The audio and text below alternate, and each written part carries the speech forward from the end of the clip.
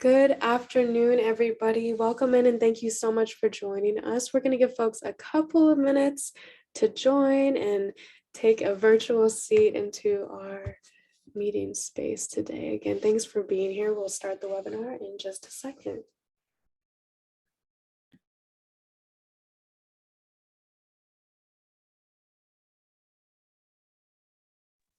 So for those of you guys who haven't joined us before, we're using Zoom webinar, meaning that you've got some options in terms of how you choose to engage with us, which we really hope you do. We have our Q&A section, which is a great place for both myself and my co-presenter, Dr. Green, to be able to see your questions. At the very end, we'll have time to go through any of those questions. And we also have our chat features. So if you feel like sharing where you're from or what institution you're with, that's always welcomed. We enjoy chat. And of course, if you have any technical questions, feel free to message the chat as well. I'll have an eye out. But without further ado, I want to again thank everybody for being here. And thank you, Dr. Green, for being here. I'm going to pass the mic over to you.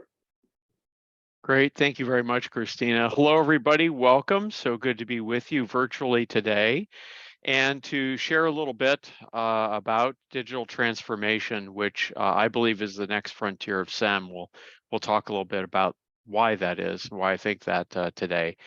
But I'm Tom Green, the Director of Strategic Enrollment Management at Salesforce. A little bit about my background. I spent 35 years in higher education. I was the Senior Enrollment Officer, which is VP or Dean of Enrollment at 7 different universities, and spent some very wonderful years at Acro as the Associate Executive Director before coming to Salesforce this year in 2022. And my role at Salesforce is to both try and provide some thought leadership in the field of strategic enrollment management, which I'm very pleased to do. Also to help our customers and potential customers out there understand how their enrollment strategy might be supported and lifted by the use of technology, and to help Salesforce as a very large tech company understand higher education, our motivations, our needs, our structures, so that they can better serve higher education and through that better serve our students. So let's look at our agenda today. What are we going to talk about? So a few things. Why do we think this digital transformation is accelerating towards higher education?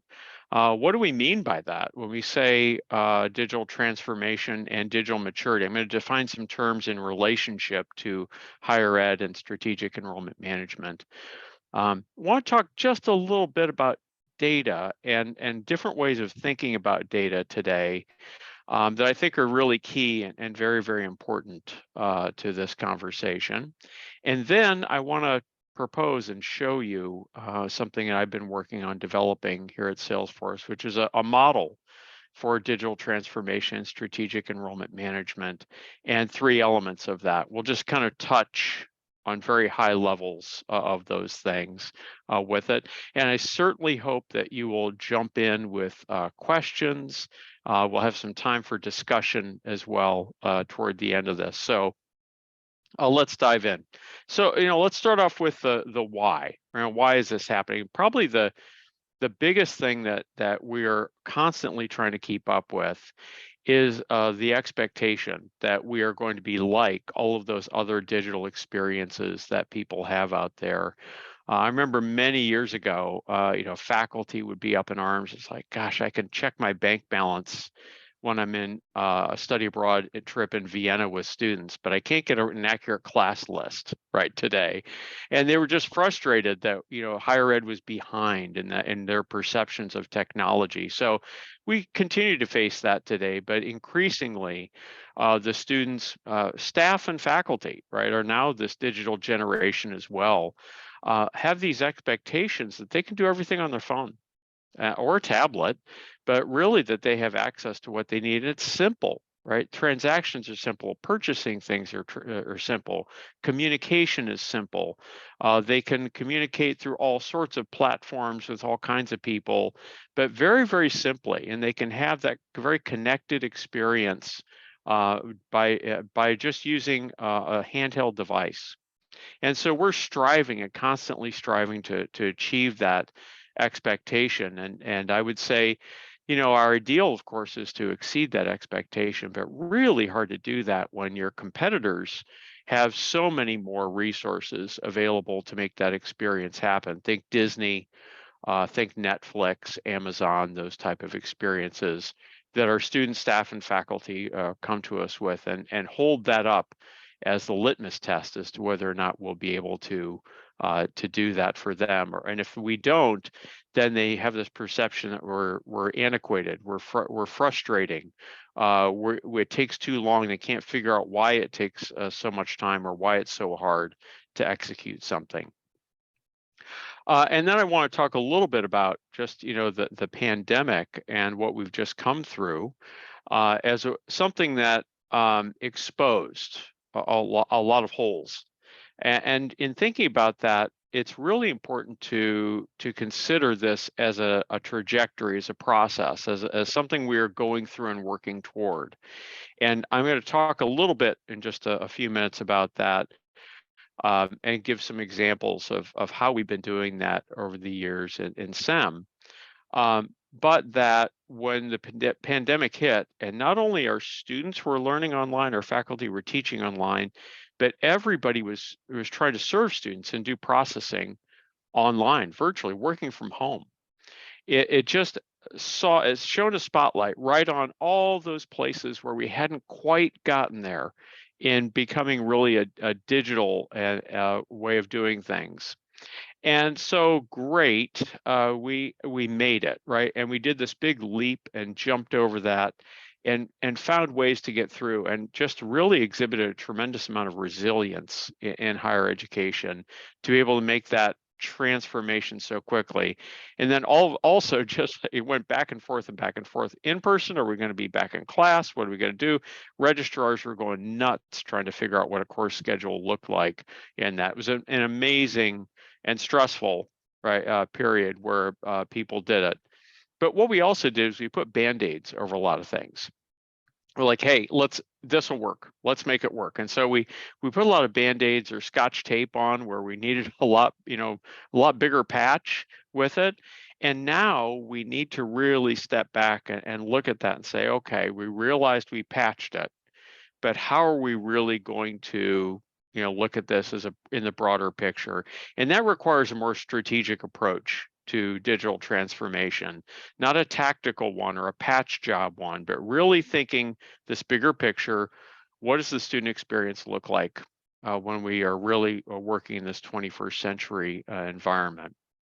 And the last point I put on this slide is just something that I stick in there because it kind of blows my mind a bit to think about this. But we're one company. Now we're a big company, we're a global company, but we anticipate we alone are creating 9 million new jobs that will require Salesforce certification or Salesforce acumen to be able to do them. So imagine all the other big companies like us that are generating these kind of jobs out there. How is higher ed going to respond to that? How will we help people graduate not only with really relevant degrees and learn those critical thinking skills and all the other skills that they need to be successful in their careers, but really come out of this experience perhaps with more literacy in some of these certifications or applications that are going to be part of their jobs and increasingly just are being embedded within those jobs. Microsoft certifications have been around for quite a while, but you're seeing a growing number of things like Google certifications, Salesforce certifications out there. And I know we don't often get involved in curriculum in SEM, but really thinking about that market need and that driver for relevance to the job market with our degrees. And this is just one to keep on your radar as well. I think the digital transformation, certainly, I'm going to focus more on the sides we traditionally think of in SEM today, but I didn't want to leave that out because it really is a big deal. And we see just a ton of momentum going on there. Okay. So Here's something else I found, and you may have seen this. This was a study that was done by the Chronicle of Higher Education. It's called a research brief, and Amazon Web Services supported this. And it's surveyed about 500 presidents, chancellors, provosts at universities around the country, and just asked them, so what does digital transformation mean to your institution? And you can see the results here on the screen that, the vast majority of provosts, chancellors, and presidents say, yeah, it's key to the success of us. We have to make this, digital transformation. We have to be able to do this. But the study also said it's stalled, right? It's not happening. It's not moving forward in the way that we think it should. And interestingly enough, I mean, the number one, right there in the center of the slide, you can see right here, if you can see my arrow, budget, no surprise. Right. And also, remember, colleges and universities spent a tremendous amount of money, even with the HERF funds, on things like plexiglass, right? And all the safety things that they had to do to be able to stay in business, to have a safe campus, to keep people from catching COVID as best they could.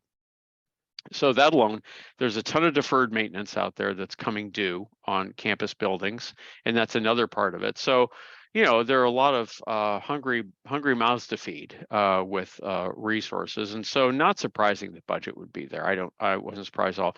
Second one was the one that really stood out to me. Campus culture, right? It's change management. It's getting people to buy into the fact that we need to make this leap, that we need to move forward with digital transformation and do things in different ways than we've done them in the past. So that one popped out as well. And then, complexity. Okay, yeah, some of this stuff can be hard, right? It depends upon how you go about it, but sure, yeah, it can be complex. Technology isn't always just as simple as pushing the purchase button or the one-click button on Amazon, right? Especially when we're talking about joining all this data together that we have. But then look at the fourth one: lack of strategy, right? And this goes back to that point I was making on the last slide, that we band-aided a lot of things and we got through it. But what's our real strategy? What do we really see as the outcome we're searching for in this?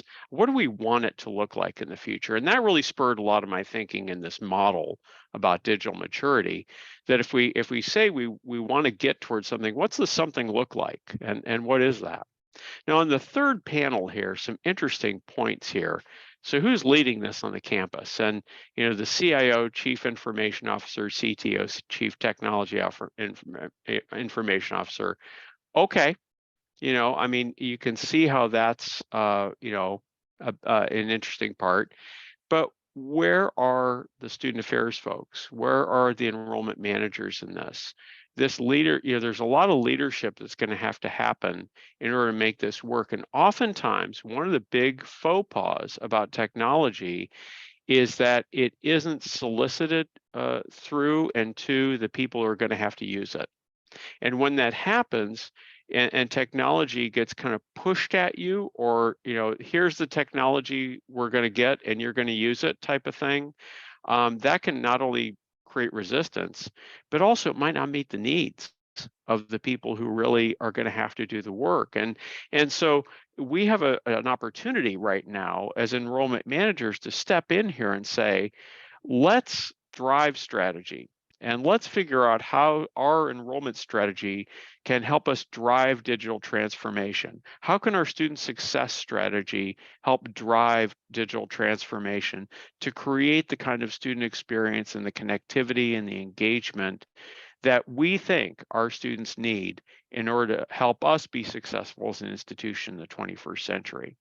So just a lot of interesting facts in that, and reads in that article, in that research brief with it. And you can Google this on the Chronicle Digital Transformation Amazon Web Services. Should pop right up and you'll be able to find it. Okay. So I've been throwing these terms out there: digital transformation. I'm going to add one: digital maturity. And let's start to really talk about what we think that means, right? And especially in the context of enrollment management. So All right, let's just start with digital transformation. I want to highlight here that this is a process, right? This is not a binary outcome. You weren't transformed and now you are transformed, right? It's a process that you go through, and there are a lot of things that digital transformation seeks to do, right? And I started with linking data, and we're going to keep talking about data, data, data. I mean, when you think about SEM, of course, we're talking about data. But if you want to have all these whiz bang kind of really cool experiences digitally, it takes connected data to make that happen. That is the backbone of that. And so being able to do that, right? Digital transformation has to have a linking of data that exists around the student in a way that really makes sense in order to have a successful digital transformation. Now, obviously, we want to ease transactions, and that's where I wanted to talk a bit about, kind of our history with this in enrollment management. I often use the case of, it wasn't that long ago in our history, and I'm sure there are people who are on this webinar today who will remember that somebody's job in the admissions office was to make labels for folders for all the students that you were applying. And you created a paper folder, put a really nice label on it, and then you started putting that paper in there, right? The application, the transcripts, maybe letters of recommendation, right? Other things, because that was going to become the basis of the permanent file, right? That would get transferred over to the registrar's office. And at one point, we would ceremoniously kind of move the folders over of the matriculated students and give them to the registrar, usually right after census. And so that could be added to with that paper, right? It's not that long ago. If you walk into an admissions office today, a registrar's office, and find paper folders for students, that's really unusual, right? Really, really unusual to see that. So that's an example of how we've, over years, eased transactions, right? We've made it so much simpler for people to apply to college. We've made it so much simpler to review transcripts and to process information in our system. So we've been doing that, right? Now we're tackling those automations that where a student needs to petition to change a major. And so they, want to be able to easily go in and just kind of go on their phone and say, I need to change my major. And they start the process there, and they're authenticated, and they go in and they say what they're trying to do. And then it gets routed to somebody else who needs to look at that and approve it or not. Right. And so we're working on that front as well. But just think of all those touch points with transactions that students need to have. And think of the pandemic, when you identified each and every one of those touch points that was broken because students couldn't come and do something in person. They couldn't see someone in person. They couldn't file a piece of paper. No one could sign something that had to be signed. So you know where those things are with it. But and really what we're trying to do is improve this experience. All right, just make it easier, make it better, make it more connected. And then finally, we want to gain insight, right? This is a process where we want to gain insight into the student experience and just really understand, where the student is engaged, where is the student not engaged, where are things going well, where are things going off the rails, right? Where is that form that was supposed to be approved in that office that's been stuck there for 3 weeks, right? Now, at least if we have this connected system, we can see that. Right, as opposed to it's off in the netherworld of being routed across, 7 signatures and 7 carbonless forms later, getting around the university. And we want to put this digital transformation with the student at the center. I'm going to graphically show you in a little bit what that means, to put the student at the center.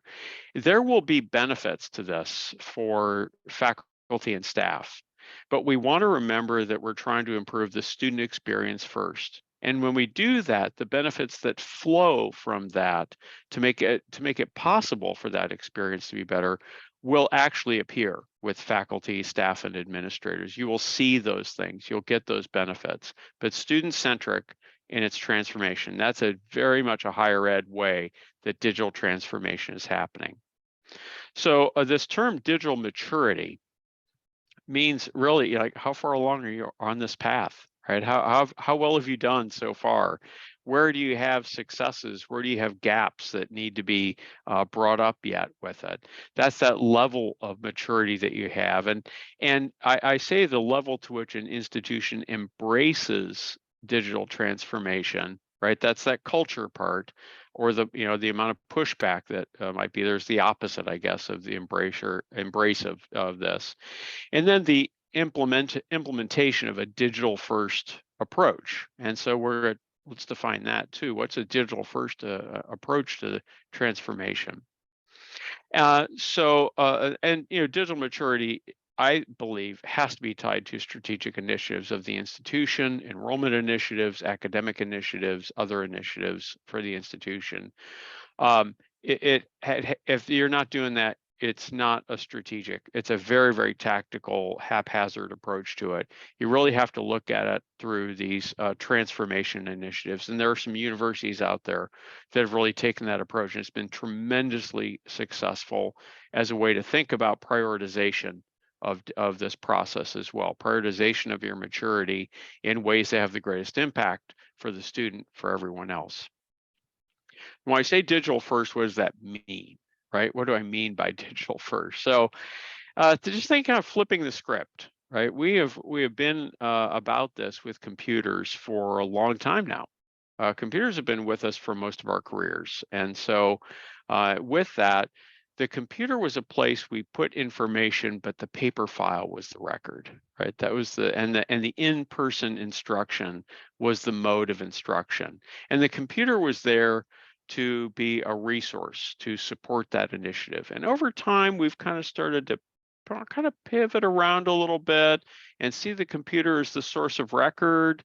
And now we have online instruction where, online, when you're in that modality, it is the modality for instruction. There isn't an in-person with it. Then we have hybrid, which is kind of in between that. But think about this. What if we said, how are we going to do things digitally? And how are we going to support the in-person experience digitally? But our first policy is how to do this digitally. And so that we can absolutely support, right, the student experience in a consistent way and have consistent levels of engagement, consistent processes that we use regardless of the modality that the student is in. And if we think about it from that aspect, we are designing a student experience that is flexible. We're designing a student experience that is tremendously supported by data and technology that makes it easy for the student to go back and forth between modalities as needed. Right? The pandemic was a big game changer in that we saw how quickly we had to pivot. And I think most people think that, probably there'll be another time in our careers where we'll have to do that again for some reason. But our students are asking us to be more flexible. They want that kind of flexibility. And can we meet that expectation? And in what ways will we meet that expectation for instruction and for the student experience? So here we have our student, right, Sophia, and she's right at the center, right, of this. You can see her very easily there. But let's start thinking about this idea of a digital first policy and process. So we want Sophia to be able to learn from anywhere. Sophia should be able to be portable. Sophia should be able to learn from home. She should be able to learn from work. She should be able to learn in the classroom at the university or college. She should be able to learn in a study abroad. Right? She should have all those experiences should be equally open to her and not difficult. We want her to be able to learn on any device. And remember that for many, many people in the United States and around the world, a smartphone is their only link to the internet. Not everyone has a laptop, not everyone has a computer at home, and we need to stop thinking that that is a requirement for learning and for having a student experience. We need to make sure that we're enabling technologies that make learning accessible to the population and not a barrier. We don't want a digital divide out there. We also want Sophia to be able to learn at any time. So, if she wants to come to class Tuesday through Thursday between 10 and 2, right? The dream student schedule for a traditional student or historically traditional student, great. But what if Sophia has to, learn in the evenings, maybe at 9 o'clock? She has put a family to bed, and now she has time to focus on her schoolwork. And this is when she needs support. This is when she needs to be able to take care of transactions. This is when she needs to have access to content, to advising, et cetera. Right? So learn at any time. And then, as I mentioned, this modality flexibility, this ability for as her life takes her in different directions and different opportunities come forward, or different constraints come forward, that we can flex around that. We can support that. But as we do that, we want to make sure that we have consistent support across all of these.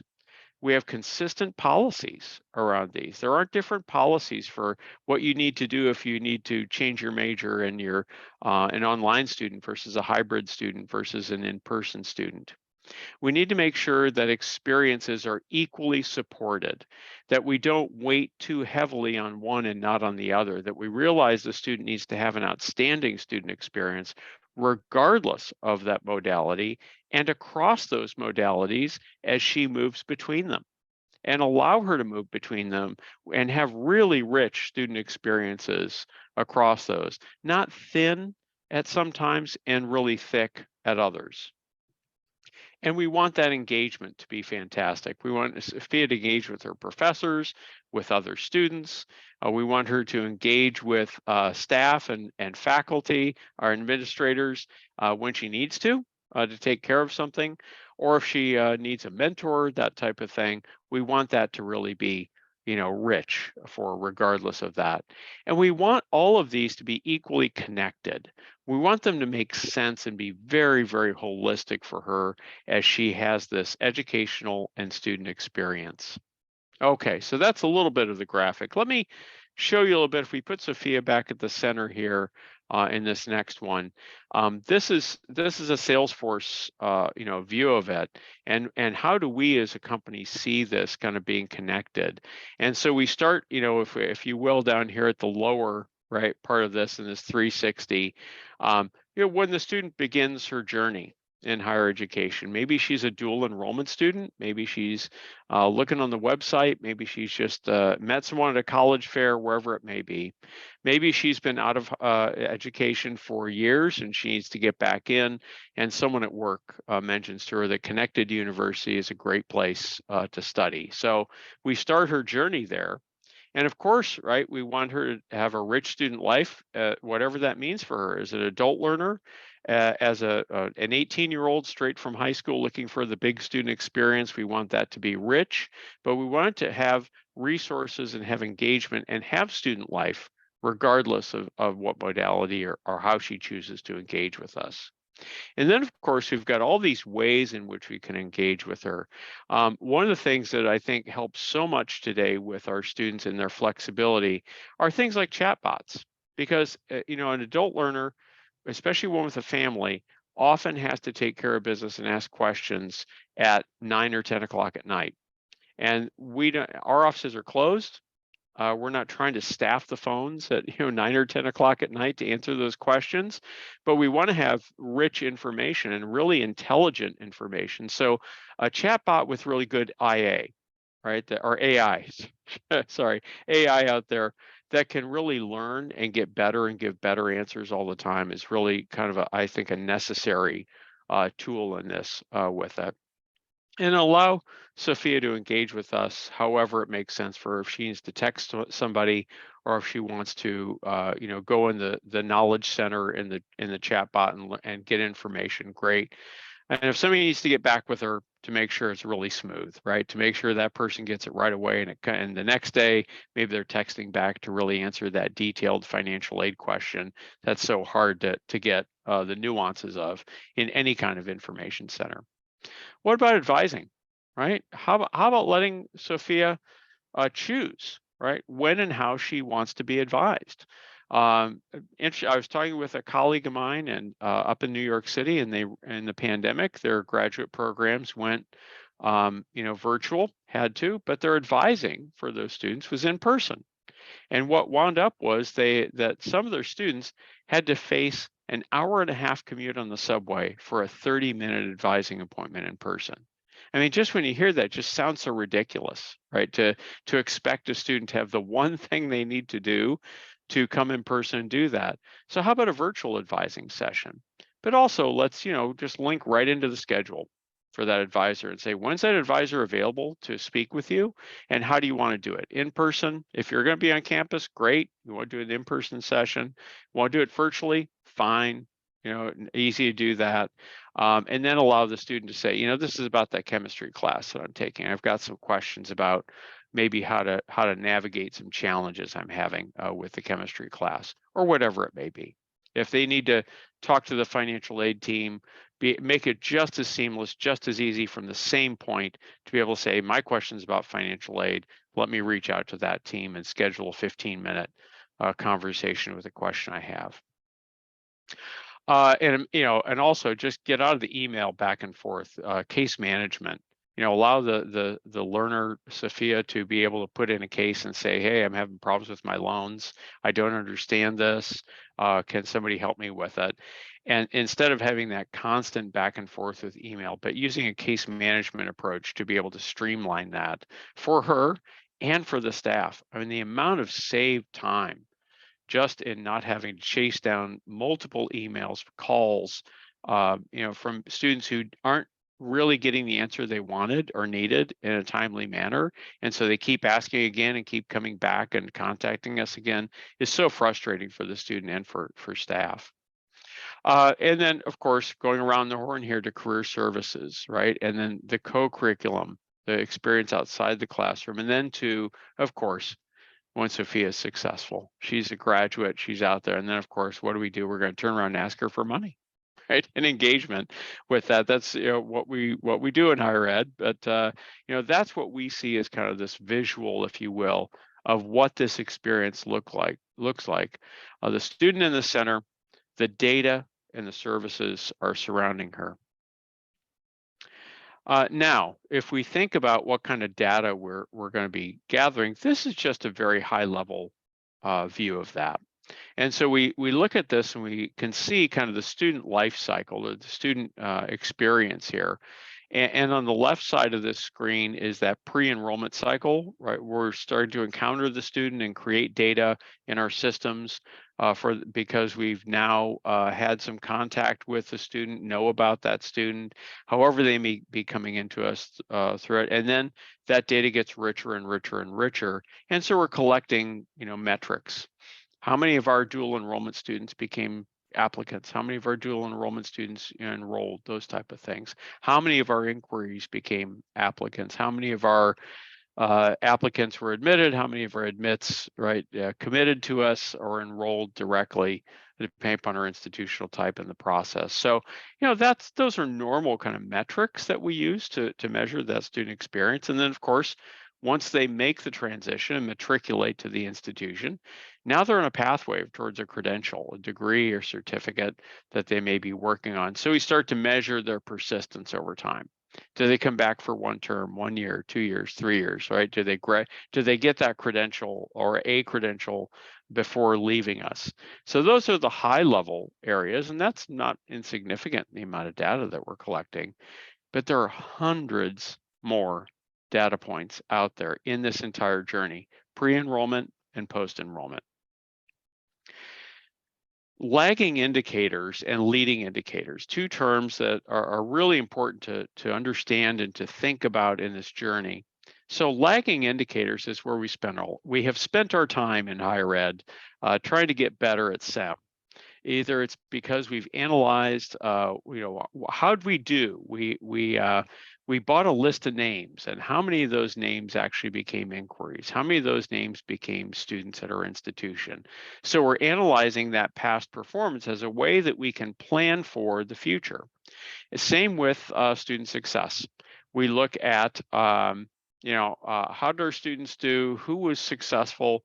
who didn't seem to be successful, anything we can learn there so that we can redesign the student experience for that student to be more successful in the future.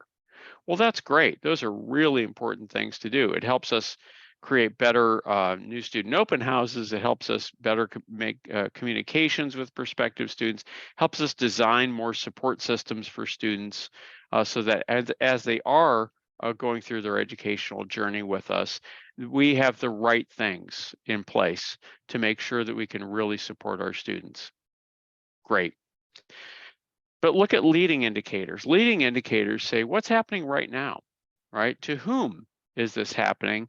And can we actually know that in a timely way such that we could make the right intervention, right? We could reach the right student with the right message before they made that decision to leave, before they got so frustrated or felt like this wasn't the right experience for them. Can we know that? Can we intervene? So leading indicators is a place where we need to spend time going forward.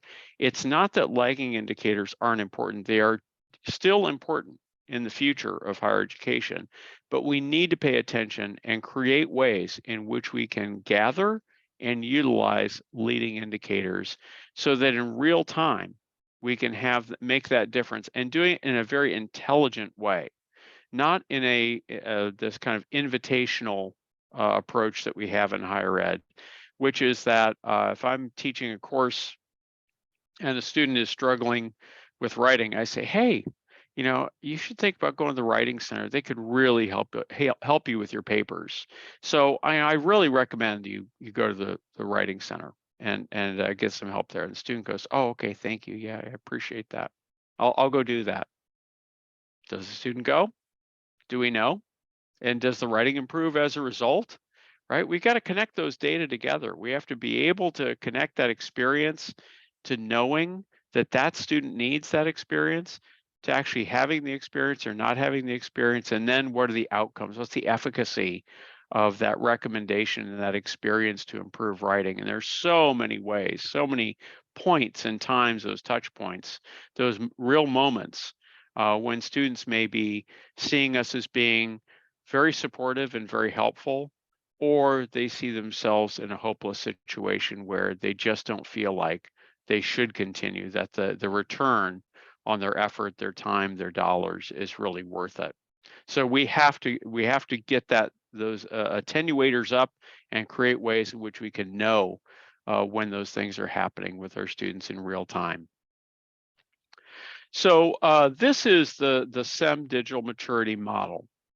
So simply speaking, all right, this is a way of putting on a graph, some way of showing progression and trying to help people understand where are they in this graph, how far along the journey are they. And so over here on the vertical axis, I say SEM readiness, and we'll talk about that just a minute, what that means. And then on this is the level to which the institution has digital first commitment and implementation. So right, no strategy, no technology.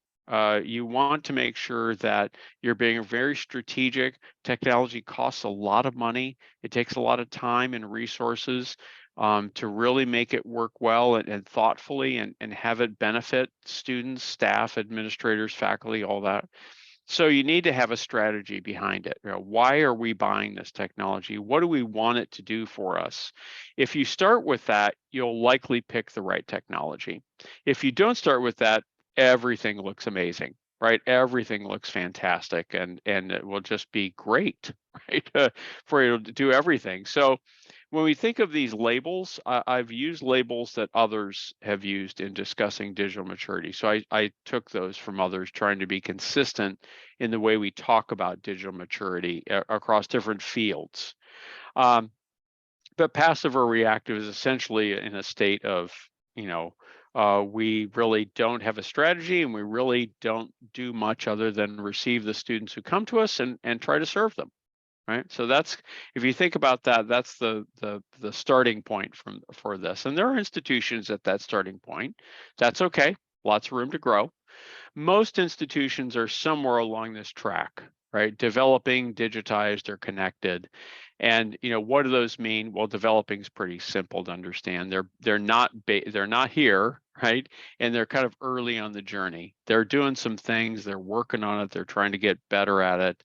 Digitized, they've likely made some investments, they've got some strategy in place, but it's probably not really connected across the institution very well, either from a recruitment strategy or from a student persistence and success strategy. Connected, they've done some work. They really have been, they've got strategy going on. They're trying to connect the strategies. They're trying to connect the data. They're trying to use it intelligently with it. So they're pretty far along the journey. And this intelligent one up here, to me, that's the nirvana, right? That's the place we're all trying to get to. And intelligent meaning that we can deploy the tools in ways that they work together so well, they can actually learn from and interact with each other. So I'll give you a quick example of what do you mean by that? So let's say, for example, that our data shows that I like to read my email first thing in the morning. I'm a 6 o'clock email reader, but someone else is a 4 p.m. email reader. They really like to catch up on their email at the end of the day. The system can see that and start delivering the email at different times to different people. Can also see that I might switch over and decide to really link more into text than really read email, or I might be more Slack using than email, and it will switch the way it communicates with me based upon that information. So it's taking information and intelligently starting to route that information based upon my preferences that I'm displaying back with it. That's one example of an intelligent technology. But the SEM part of that means that I have a really, really clear and shared strategy across the institution of what it is we're trying to do in order to achieve enrollment health and student success, the goals of SEM with it. Okay. So what's SEM readiness? Now I've got 10 things to think about, and you can read them yourselves right on the screen with it. But I think these 10 really represent a level of readiness. And by the way, these are based upon about 30 years that we've been working in SEM to try, and we meaning the field of SEM practitioners, to really try and understand how we define SEM and what are the key topics with it, what are the ways in which SEM is successful for us. And so that these 10 things listed here try to represent those. When we get into the digital maturity factors, and so this is on the horizontal axis, what do we mean by this? So I'm just going to touch on these very, very briefly. I'm not going to try and go into each one of them and talk at length about them. But to just say, you can see here clearly, right, strategy is a part of this, and that depending upon pre-matriculation or post-matriculation, how do we think about that? What's the emphasis of strategy, and how does it work really well? And what does it look like from a digital perspective? On the recruitment side, on the pre-matriculation side, I just think cohort and territory segmentation is just a table stakes. You got to have it. You got to do it. And it doesn't have to be geographic. It could be by academic program, however it may be. But you have to have some way of dividing your data and making sure that you're really talking to your audiences in a way that's personalized and makes sense to them, but also for your staff to be able to focus in on their portion of that enrollment funnel or life cycle or pipeline, whatever you want to call it, and give them the data and information they need to really manage that extremely well with real-time data. Now you'll see on both sides, I've got digital commitment and actionable analytics. And that really speaks to just, how can we define what digital commitment looks like in recruitment? How do we define what it looks like in student success? And then what are the analytics that are really key to driving pre-matriculation and post-matriculation digital maturity? So these build out, if you will, more detail and depth in those factors. And then you'll see also in both of these is stakeholder competence. And so really, just plainly, that means if we're going to spend all this money to develop these tools, we hope people use them. And how do we know if people use them? How do we know if people know how to use them? How do we know if people are using them? And as we drill down into that, we come up with some concepts like really role appropriate training. So that the training on the system that your admissions counselor gets has some commonalities, but is different than the training your academic advisor gets or your faculty member gets. And it might be the same platform, but you're trying to create training that is appropriate to their role. So it's personalized to them. It makes sense to them. They don't have to weed through generic training to try and pull the parts out that apply to them. And then on the back end of that, you have to make sure that they weren't just playing their Wordle and letting the YouTube run while they're doing that, but in a way that you really understand. Did they learn it, right? Did they understand this? That is so simple to do today in our world with an LMS. All you need to do is create a non-credit LMS training course and have people go into it. You can authenticate who they are. You can put a simple quiz at the end. I don't care if they need to go back and look up the right answer. That's fine, as long as they know the right answer at the end with it. But what that does is it really provides some important feedback to us that, okay, we've developed tools, we've developed training, they are getting it, right? They do understand how to use the tool. But there are going to be people who are going to struggle with that. And if you can identify the people who are struggling with it and reach out to them and help them make that jump into using that tool, you've got much better utilization of this investment, much better return for the institution on the investment. And now you've really empowered your staff and your faculty and everyone else to be able to leverage the technology investment that you've made. If you don't do that, you're going to get stalled along the path of digital maturity, right? You'll get so far up that scale and then it'll stop because people aren't using it or they don't know how to use it and they can't grow with the technology as it evolves as well. So that's a really, it's an almost an odd term, stakeholder competence, but it's a very meaningful term and has lots and lots of implications. And then on the post-matriculation side, the only other one I'll mention here is meaningful engagement. Do we know when our students are engaged and when they're not engaged? How are we going to create sensitivities to that? Meaning, do we have quick polls? How are you doing today? How are things going this week? How was your last class, right? Do we have those things built in? Can we create those things so that we have a real-time system that's not difficult for people to engage with, but allows people to engage with us and let us know how they're doing, how they're faring with it? We can get all those other indicators from midterm grades, and we can do early alerts from faculty. Great, right? But we know that early alerts from faculty have very low engagement levels at most institutions because first of all, we don't make it easy.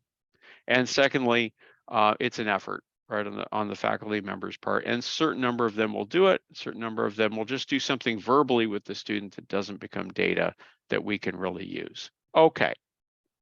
So just wanted to take this moment now to open it up a little bit and see if there are any questions that people have. If you want to put them in the Q&A, Christina, if you've got any things that are in there, or if anybody just wants to engage now with it and let us know if you've got a question or comment, or just how's your university or college doing today with this?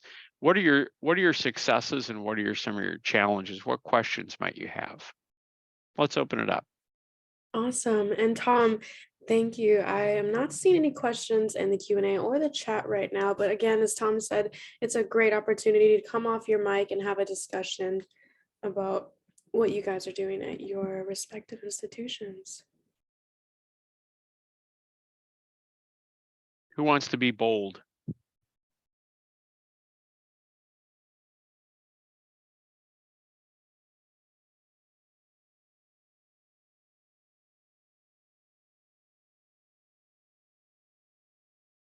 Always give it a moment here to see if somebody's typing something in the chat or Q&A that's going to come through. Definitely. Yeah. Sometimes it can take folks. I know sometimes when I'm sitting in a webinar and they ask about questions, I have to take a second to really think about, Yeah. digest it a bit. Yeah. But we'll give it a minute or two. I love that. I was talking to Tom before we hopped onto our webinar, and I was saying Salesforce is so great with their graphics. I love that insight. That's so cute. Thanks.